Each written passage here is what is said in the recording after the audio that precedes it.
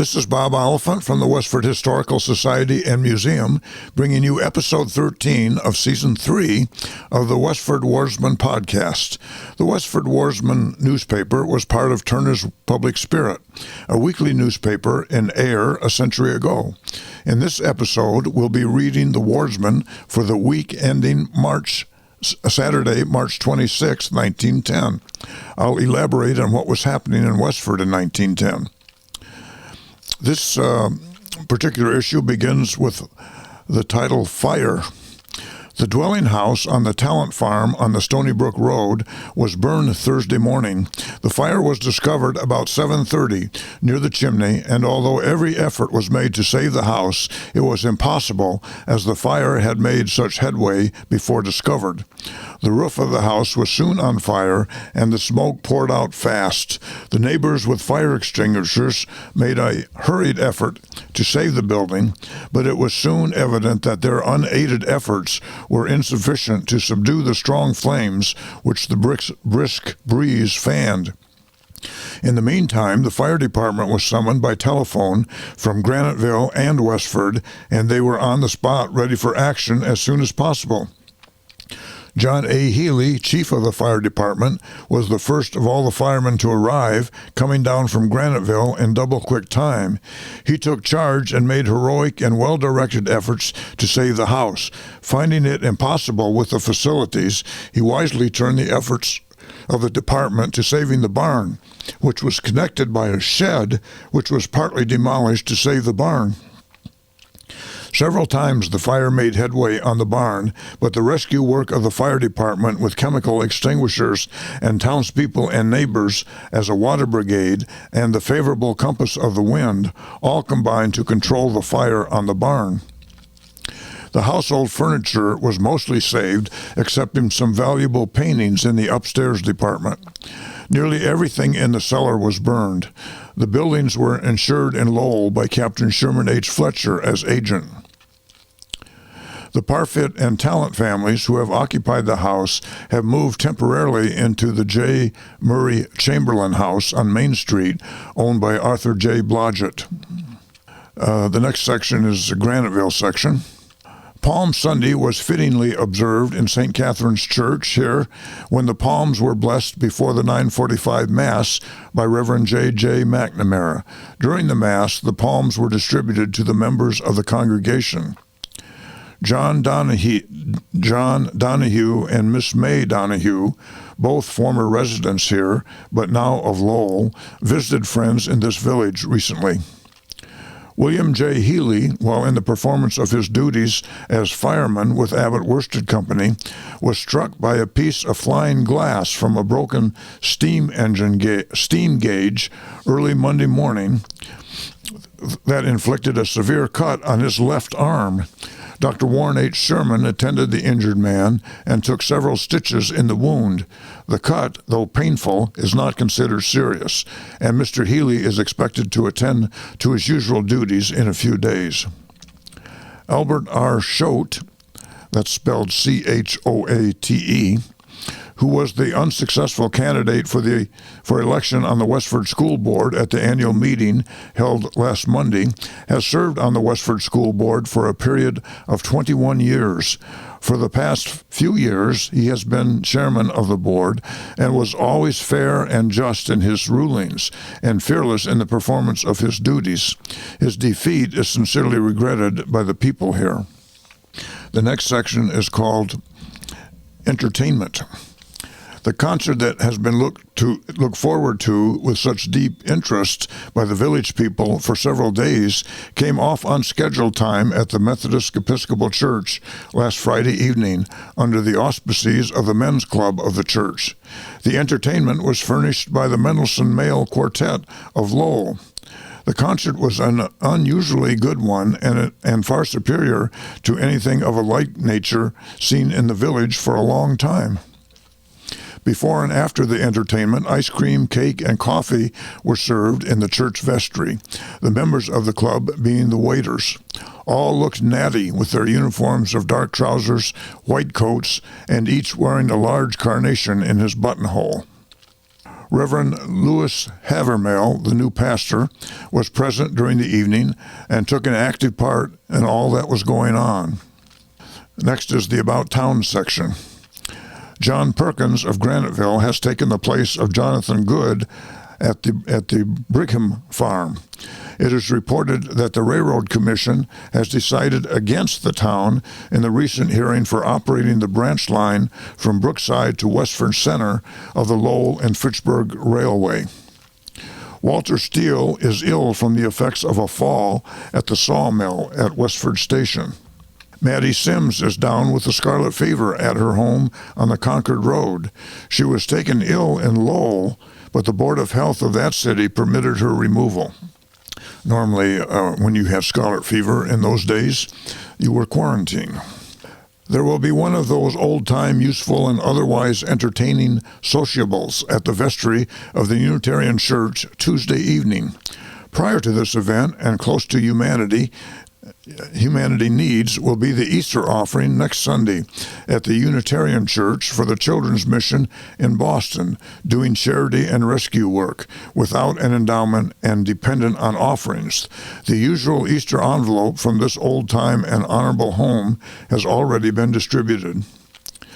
I might add that the Children's Mission to the children of the destitute of the city of Boston was begun in 1849 by 9-year-old Fannie Merrill, the daughter of a Unitarian minister, who began collecting pennies from her Sunday school classmates to support less fortunate families. A century later, the name was changed to the Parents and Children Services, and it is now part of the Home for Little Wanderers in Boston. The railroad bridge spanning Stony Brook Road caught fire early Thursday morning of last week, and but for the discovery and prompt arrival of William Parfit, it would have rendered travel unsafe, if not delaying it temporarily. As it was, trains slowed up. I find that a little humorous that they still let trains go over the bridge that had been burned, but they had to slow up. I don't think that makes them any lighter. Next is a couple paragraphs about the funeral of Alvin Poley. The funeral of Alvin G. Poley took place at his late home on Thursday afternoon and was largely attended by relatives and neighbors. The burial was at Fairview Cemetery beside the companion of his life, who died a few years ago. The old homestead will be carried out by the youngest son, Amos, and his wife, who have appreciated fully all the courtesy of friends during this time of anxiety. The next section is the Westford Center section. The Academy has been closed this week for the annual spring vacation. Miss Edith Lawrence has been enjoying the week visiting a former college classmate at her home in New York. Miss Bertha Norris has spent her vacation at her home in Portland, Maine. They were two of the teachers at the Academy.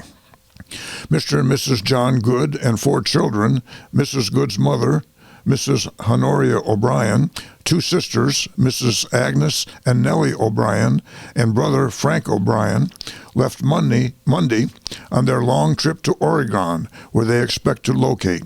Mr. Good has long been employed at the Brigham farm and was a steady, capable workman.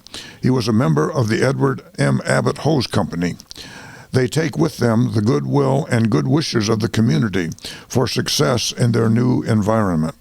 Martin and Marjorie Seavey have been enjoying vacation days with their maternal grandmother, Mrs. M.E. Mitchell, at Cambridge.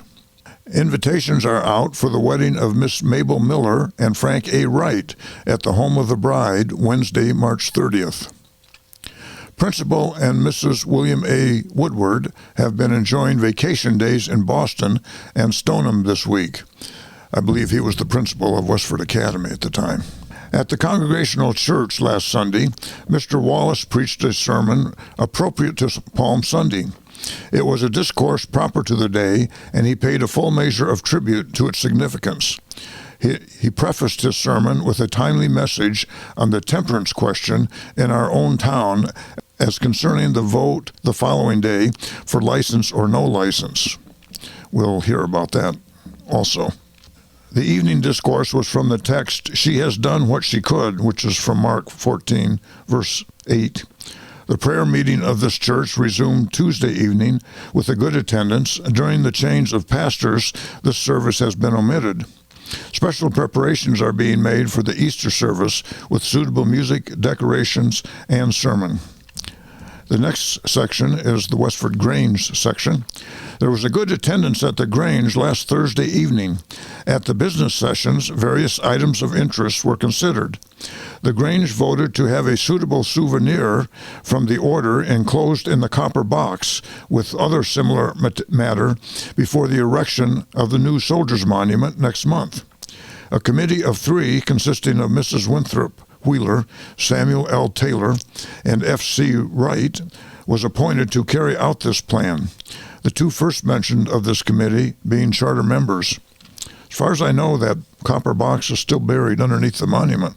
Next is a few paragraphs on the town meeting. Fair skies and good traveling made it easy to reach the town hall, the mecca of the voters for the annual town meeting, Monday, March 21st. Neither were there any squalls within the hall, but a lively interest in the town's affairs that brought out the largest vote that has been cast for years. Contests for the offices of selectman, school committee, constable, and the license question were the more vital issues of the day. Under Article 2 was the, quote, Battle of the Ballots, end quote, with the following results. For selectman, Sherman H. Fletcher was elected for 3 years, the vote being Fletcher 191, Wall 144. And then they give results from other elections. I'll just mention the school committee, a 3-year position. H.P. Reardon, 198 votes. H.E. Gould, 229 votes, being the winners, and Albert R. Choate, 162 votes.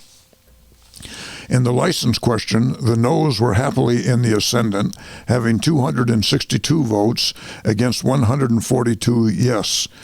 The total numbers of voters casting ballots during the day was 363, including 2 suffragettes. That is, 2 women voted. The reports of the various town officers were then accepted as printed in rapid routine, the only variation being that a slight misunderstanding developed over the report of the library trustees, wherein it seemed difficult to distinguish between a dog tax, a dog license, a library trustee, and some other things. But this was soon untangled and the report accepted. This carried an appropriation of $1,000 plus the dog license money for books.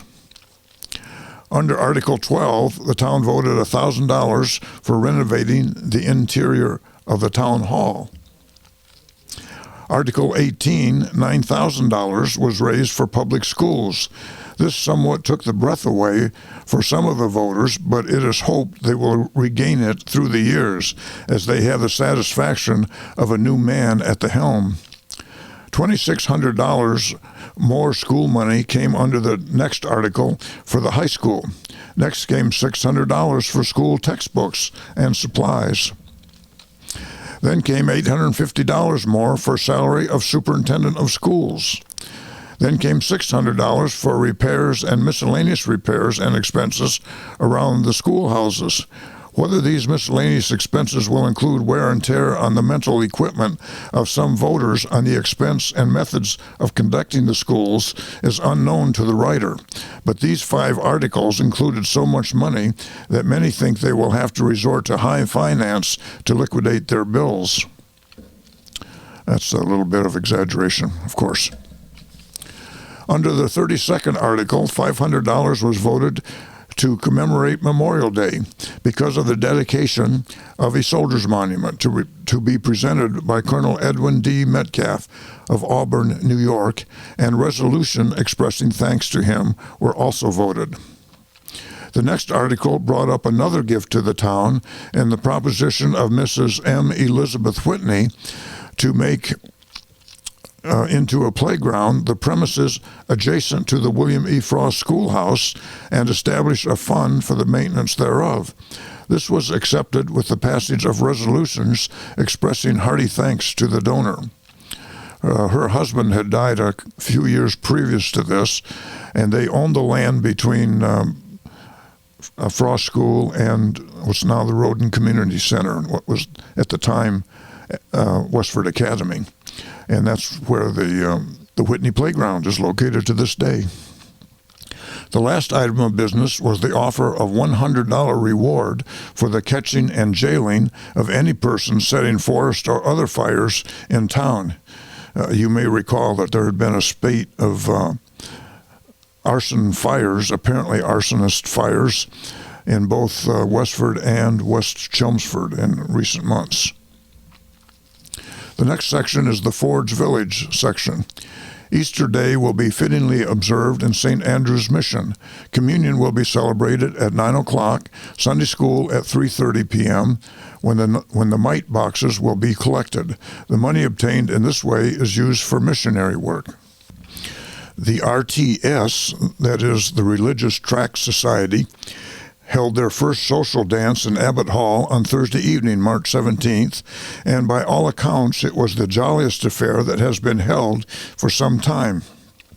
Besides the large delegations that came from Graniteville, Westford, and Littleton, Ayer, Shirley, and Pepperell contributed in large numbers. Committee in charge, Edward Spinner, Dola Dumont, Arthur Garapi, Charles Flanagan, and William Goodall. Miss Eva Pine, spelled P-Y-N-E, and Miss Letitia V. Ward of the teaching staff of Cameron School have been spending their vacation with relatives of Miss Pine in Manchester, New Hampshire. Joseph Miller has been on the sick list and under the care of Dr. Cyril Blaney. Mr. and Mrs. William Weaver and grandson Elmer DeRone will spend the Easter holidays with their son-in-law and daughter, Mr. and Mrs. Henry Tyler of Worcester. Miss Sarah Precious and Miss Emily Collins were guests of Mr. and Mrs. Michael Keefe at their home in Townsend Harbor the last of the week.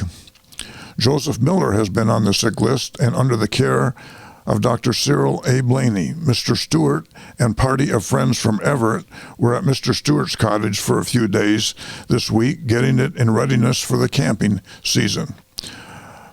And that's the news in Westford for the week ending March 26, 1910.